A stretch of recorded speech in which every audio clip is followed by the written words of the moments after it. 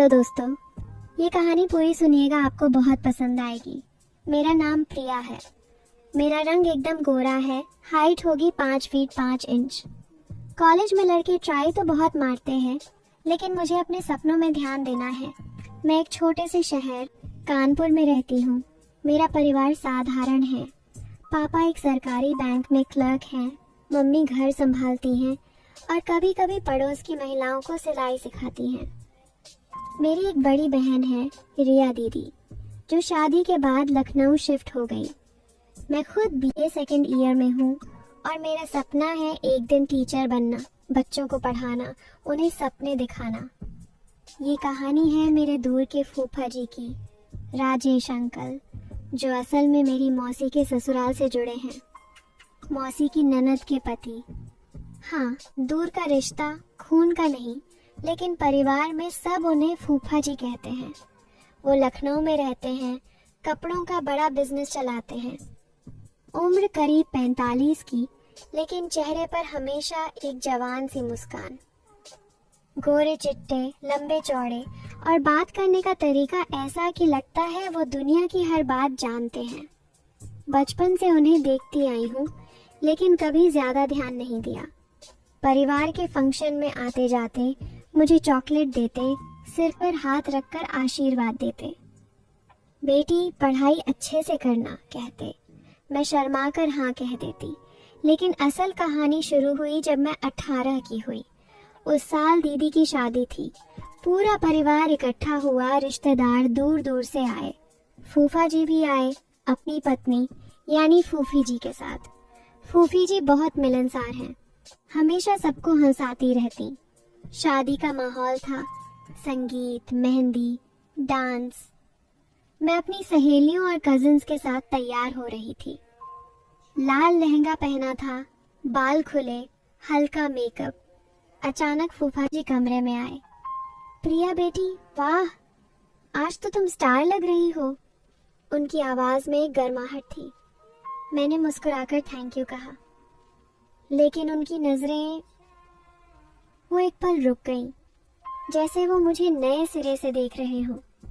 बड़ी हो गई हो, उन्होंने कहा और सिर पर हाथ रखा। शाम को संगीत का प्रोग्राम था, सब नाच रहे थे। मैं भी अपनी सहेलियों के साथ कजरा रे पर डांस कर रही थी। हंसी मजाक, तालियां। अचानक फूफा जी स्टेज पर आए। चलो प्रिया, एक बार अंकल के साथ डांस करो। सब हंस पड़े। मैं शर्मा गई, लेकिन उन्होंने हाथ पकड़ लिया। उनका हाथ मजबूत था, लेकिन पकड़ नरम।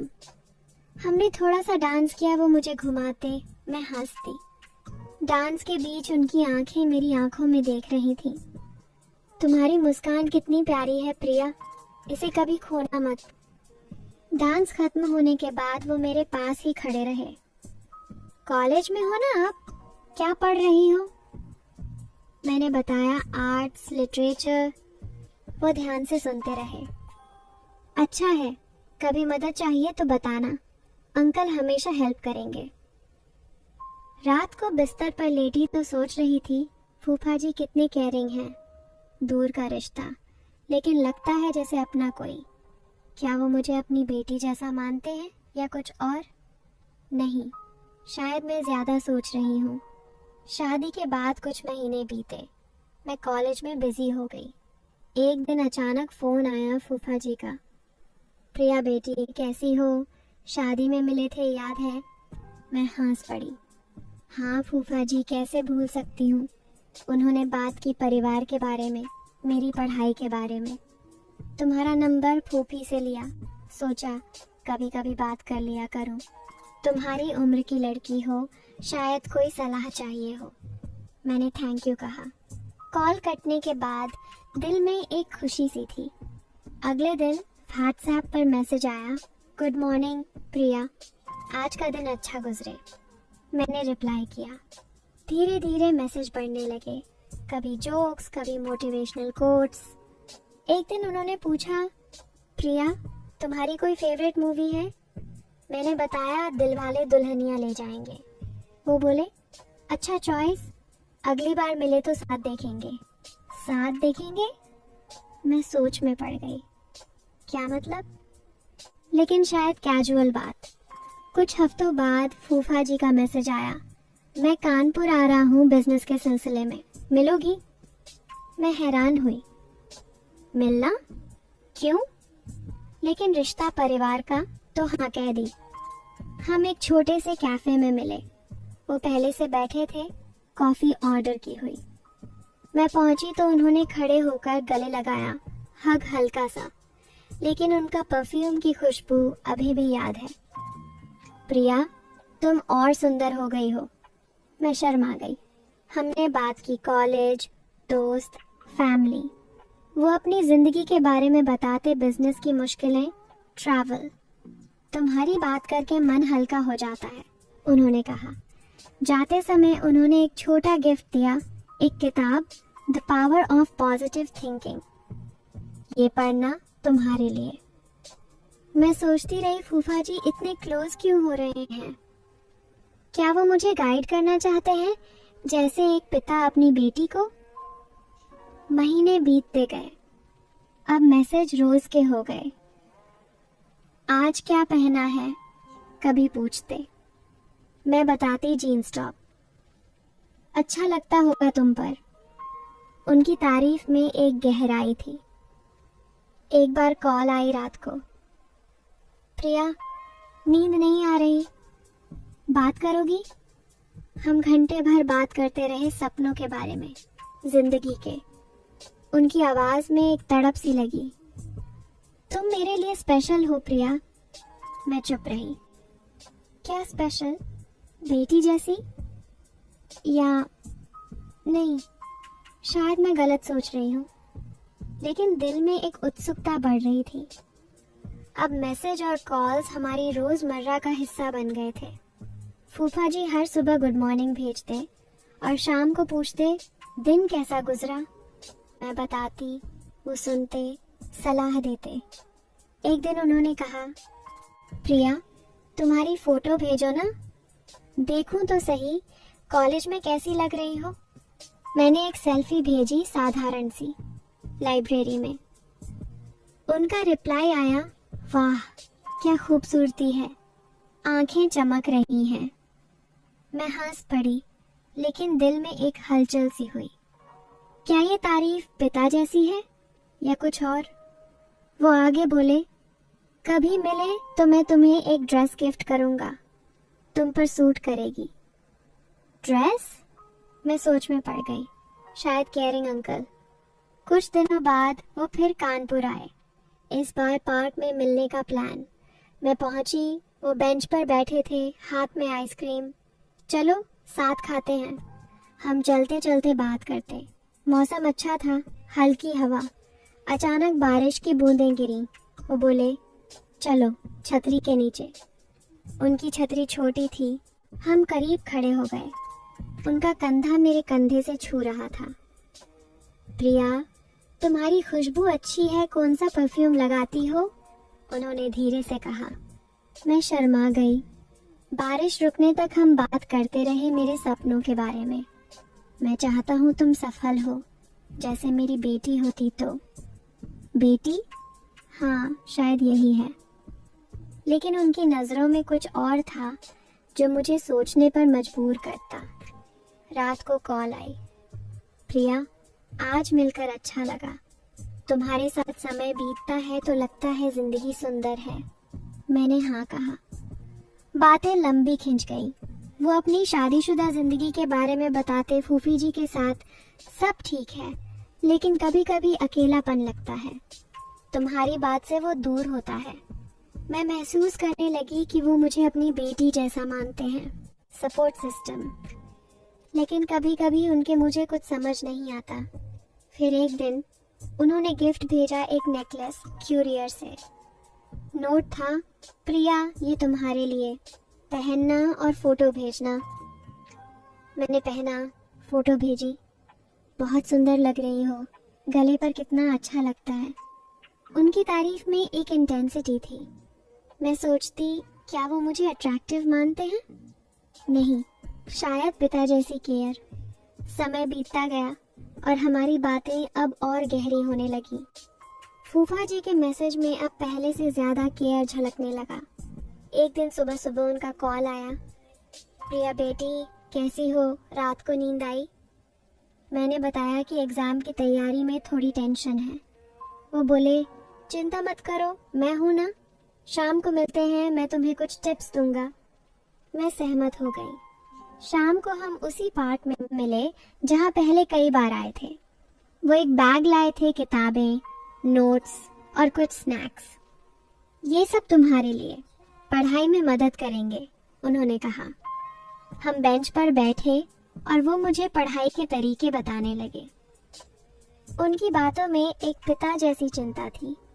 जब वो मेरे नोट्स देख रहे थे, वो बस मुस्कुराए और बोले, तुम्हारी हैंडराइटिंग कितनी सुंदर है प्रिया, जैसे कोई परी लिखती हो। उस मुलाकात के बाद मैं घर लौटी तो मम्मी ने पूछा, कहाँ गई थी? मैंने बताया, फूफा जी से मिली थी। मम्मी मुस्कुराई। अच्छे हैं वो, परिवार में सबको इतना प्यार देते हैं। लेकिन मेरे मन में सवाल घूम रहे थे। रात को फूफा जी का मैसेज आया, प्रिया आज तुम्हारे साथ समय बिताकर मन खुश हो गया, तुम मेरी जिंदगी में एक रोशनी हो। मैंने रिप्लाई किया, आप भी मेरे लिए स्पेशल हो फूफा जी। लेकिन स्पेशल क्या? दोस्त, मेंटर या नहीं, शायद मैं ज्यादा सोच रही हूँ। अगले दिन उन्होंने फिर कॉल किया। इस बार बात लंबी हुई। वो अपने परिवार के बारे में बताने लगे। प्रिया तुम्हें पता है, मेरी शादी को 20 साल हो गए। मेरे 2 बेटे हैं, बड़ा वाला इंजीनियरिंग कर रहा है छोटा स्कूल में। लेकिन वो रुके। मैंने पूछा, लेकिन क्या फूफा जी? बेटी नहीं हुई प्रिया। हमेशा से एक बेटी की चाहत थी। सोचता था बेटी आएगी तो उसे लाड प्यार करूंगा, उसकी हर ख्वाहिश पूरी करूंगा। लेकिन ऊपर वाले ने 2 बेटे दिए। अच्छे हैं वो, लेकिन बेटी का प्यार अलग होता है ना। उनकी बात सुनकर मेरा दिल पिघल गया। फूफा जी दुख मत कीजिए, बेटे भी तो बहुत प्यारे हैं। वो बोले, हाँ लेकिन कभी कभी कमी महसूस होती है। तुमसे बात करके वो कमी थोड़ी कम लगती है। मैं चुप रही। क्या वो मुझे बेटी जैसा मानते हैं? अगले हफ्ते परिवार में एक छोटा सा गेट टुगेदर था, मौसी की बर्थडे पार्टी। सब इकट्ठा हुए। फूफा जी वहां थे और इस बार उन्होंने मुझे अलग बुलाया। प्रिया आओ, थोड़ी देर बाहर चलें। हम घर के पीछे गार्डन में गए। शाम का समय, हल्की ठंडी हवा। वो बोले, प्रिया मैं तुम्हें कुछ बताना चाहता हूँ। मेरा दिल तेज धड़कने लगा। क्या अब कुछ होने वाला है?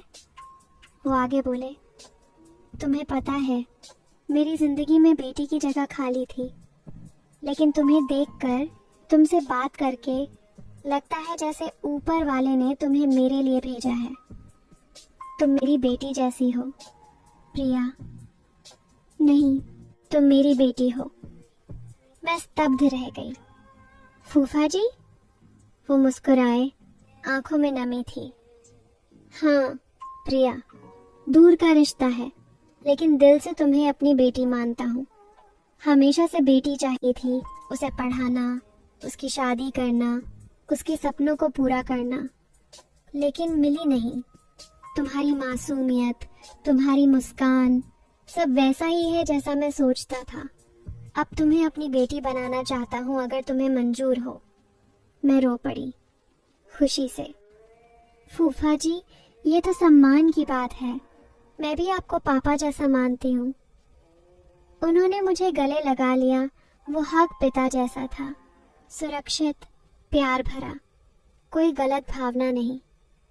अब से तुम मुझे पापा कहना प्रिया, और मैं तुम्हारा हर सपना पूरा करूंगा। उस दिन से हमारा रिश्ता बदल गया। अब वो मुझे बेटी कहते और मैं उन्हें पापा। परिवार को बताया, सब खुश हुए। दूर का रिश्ता, लेकिन अब अपना हो गया, मम्मी बोली। फूफा जी नहीं, अब पापा मेरी पढ़ाई में मदद करते, गिफ्ट्स देते। उनके बेटे भी मुझे दीदी कहने लगे। जिंदगी में एक नया अध्याय शुरू हुआ प्यार का, लेकिन शुद्ध, परिवार वाला। मैंने सीखा कि रिश्ते खून से नहीं, दिल से बनते हैं, और वो कमी जो पापा के दिल में थी अब पूरी हो गई। मैं उनकी बेटी बन गई हमेशा के लिए। तो दोस्तों, इस कहानी से हमें सीख मिलती है कि रिश्ते खून से नहीं, दिल से बनते हैं। प्यार और सम्मान किसी भी रिश्ते को खूबसूरत बना सकता है, चाहे वो कितना ही दूर का क्यों न हो। ये कहानी हमें ये भी सिखाती है कि भावनाओं को समझने और सही दिशा में ले जाने से जिंदगी में नए और सार्थक रिश्ते बन सकते हैं। फूफा जी का प्रिया को बेटी मानना हमें दिखाता है कि सच्चा प्यार हमेशा शुद्ध और निस्वार्थ होता है। दोस्तों, पूजा की कहानियाँ एक ऐसा चैनल है जहां हम आपके लिए लाते हैं ऐसी कहानियाँ जो दिल को छुएं, कभी हंसाएं, कभी रुलाएं और हमेशा कुछ नया सोचने को मजबूर करें। तो अगर आपने अभी तक चैनल को सब्सक्राइब नहीं किया तो जल्दी से करें। हर हफ्ते नई कहानियाँ, नई सीख और नया मनोरंजन। लाइक, शेयर और कमेंट करके हमारा हौसला बढ़ाइए ताकि हम आपके लिए और बेहतर कहानियाँ ला सकें।